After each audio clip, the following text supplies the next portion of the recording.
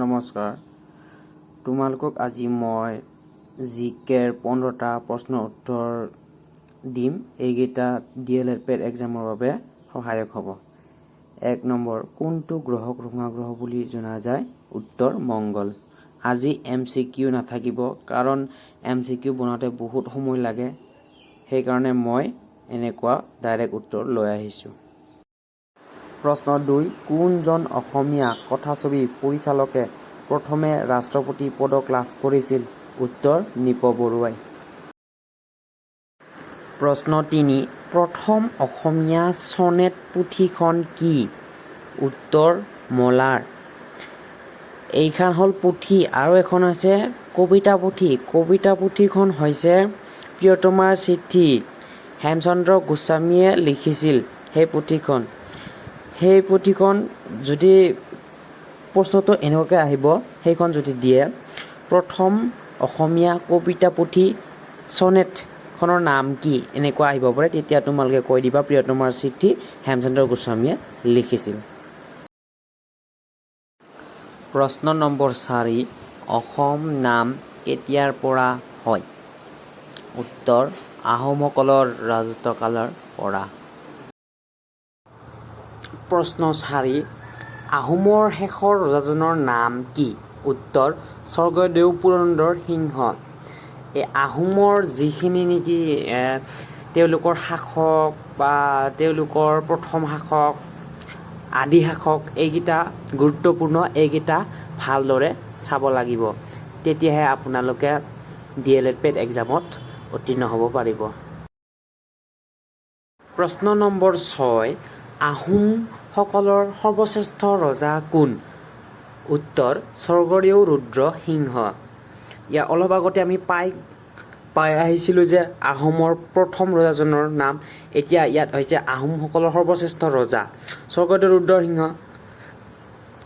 ইয়াৰ পিছত আমি আকৌ পাম যে এওঁলোকৰ আদি শাসক, সেইটোও লাগিব, সেইটোও মই ইয়াত উল্লেখ কৰিছোঁ। অসমৰ বুৰঞ্জী সৰ্বপ্ৰথম কোন সম্প্ৰদায়ে লিখে? উত্তৰ আহোমসকলে।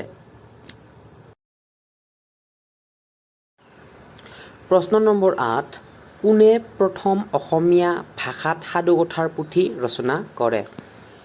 উত্তৰ 1850 চনত এলিজা ব্ৰাউনে। এইখিনিতে তোমালোকক মই এটা কথা কওঁ যে যদি তোমালোকে এইবাৰ 2025 বৰ্ষত DLED এক্সামত, এন্ট্ৰেন্স এক্সামত যদি উত্তীৰ্ণ হ'ব খুজিছা, তেনেহ'লে ৰিজনিং, মেথছ, এইফালে আছে এছামিছ জিকে দেই, ইণ্ডিয়ান জিকে চাব নালাগে, আছাম জিকেটো চালেই হ'ল। আছাম জিকেতে সম্পূৰ্ণখিনি পাই যাব, যিহেতু ইণ্ডিয়ান জিকেটো ইমান অহা দেখা নাযায় বাৰু। আৰু তাৰ লগতে হ'ল লেংগুৱেজটো চাব লাগিব। লেংগুৱেজটো তোমালোকে যিটো চিলেক্ট কৰা সেইটো চাবা। তাৰপিছত আৰু ইংলিছটো থাকিলে, তাৰপিছত ৰিজনিংটো থাকিবই, তাৰপিছত আৰু একদম কি বেষ্টৰ ওপৰত বেষ্ট চাব লাগিব ছ'চিয়েল চায়েন্স। যিহেতু ছ'চিয়েল চায়েন্সত 20 নাম্বাৰ আছে, ছ'চিয়েল চায়েন্সটো আঁতিগুৰি মাৰি চাবই লাগিব আমি, নহ'লেতো উত্তীৰ্ণ হোৱাটো খুব অসম্ভৱ থাকিব, যিহেতু কাট অফ এইবাৰ বেছি যাব।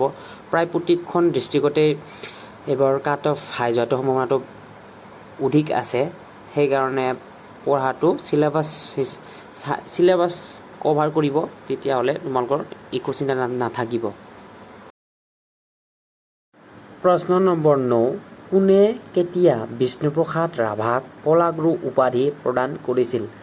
কাশী বিশ্ববিদ্যালয়ৰ উপাচাৰ্য সৰ্বপল্লী ৰাধাকৃষ্ণনে 1940 চনত। আৰু এখেতৰ বিষয়ে ভালকৈ চাব, কাৰণ 20 জুন এই মাহতে যিহেতু এওঁৰ ৰাভা দিৱস হিচাপে পালন কৰা হয়, সেইকাৰণে এইটো যিহেতু কাৰেণ্ট এফেয়াৰ হিচাপত চাব, ইয়াক চাব, আহিব, এইটো 100% চিয়'ৰ আহিব। আৰু ইয়াৰ বুলি কৈছে তেখেতৰ অলপ বায়'গ্ৰাফীৰ বিষয়ে অলপ চাব, ভালকৈ চাব, তেতিয়াহ'লে কোনো চিন্তা নাথাকিব। প্ৰশ্ন নম্বৰ 10, ধন্য নৰ তনু ভাল নামৰ পুথিখন কোনে ৰচনা কৰিছিল? উত্তৰ শংকৰদেৱৰ জীৱনৰ ওপৰত ভিত্তি কৰি ছৈয়দ আব্দুল মালিকে এই উপন্যাসখন ৰচনা কৰিছিল। এই উপন্যাসখন কোনে ৰচনা কৰিছিল সৈয়দ আব্দুল মালিকে এইখন এখন উপন্যাস ধন্য নৰতনু ভাল এইখন এখন উপন্যাস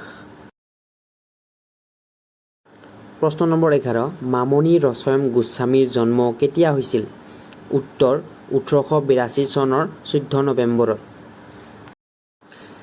তেওঁৰ মামণি ৰয়ছম গোস্বামীৰ প্ৰকৃত নাম হৈছে ডক্টৰ ইন্দিৰা গোস্বামী আৰু তেওঁৰ আধা লেখা দস্তাবেজখন ভালকৈ চাব এখন কি আপোনালোকে কমেন্ট কৰি জনাই দিব প্ৰশ্ন নম্বৰ 12 সংগীত সাধনাৰ ক্ষেত্ৰত প্ৰথম অসমীয়া পুথিখনৰ নাম কি উত্তৰ সংগীত কোষ লক্ষ্মীনাথ বেজবৰুৱাই লিখিছিল সংগীত কোষ প্ৰশ্ন নম্বৰ 13 প্ৰথম অসমীয়া ছপা কৰা পুথিখনৰ নাম আৰু প্ৰকাশৰ চনটো কি প্ৰথম অসমীয়া ছপা কৰা পুথিখন হৈছে ধৰ্মপুস্তক 1813 চনত আত্মাৰাম শৰ্মাৰ ৰচনা কৰিছিল প্ৰশ্ন নম্বৰ 14 অসমীয়া ভাষাৰ উৎপত্তি কেতিয়া হৈছিল উত্তৰ খ্ৰীষ্টীয় নৱম দশম শতিকাত